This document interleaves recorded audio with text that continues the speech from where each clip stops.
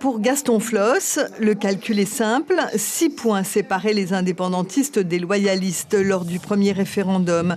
3 seulement au deuxième. Alors ce 96% en faveur du maintien de la Calédonie au sein de la République ne représente rien pour le leader du Hamou Taïra.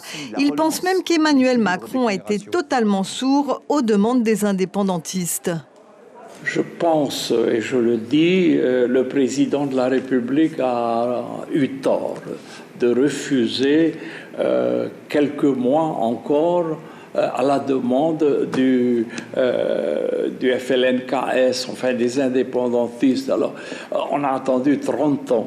On ne pouvait pas attendre 6 mois ou 8 mois de plus.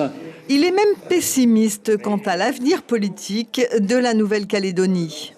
Il ne faut pas croire qu'ils vont tous accepter. Nous connaissons les indépendantistes, nous savons comment ils réagissent. Eux, ce ne sera pas autour d'une table que l'on va régler ce problème-là.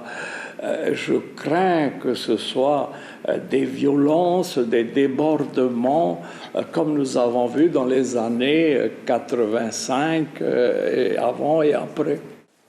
L'ancienne indépendantiste Lana Tetuanui est plus gênée aux entournures. Entre ses convictions profondes et son langage de sénatrice lié au Tapura, difficile de la faire répondre à la question.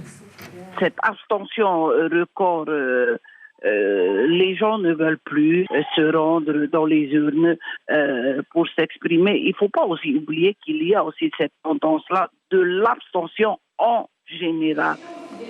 Enfin, Nicole Sanquer, la députée de la Polynésie, est politiquement très proche des 2 députés loyalistes de la Calédonie.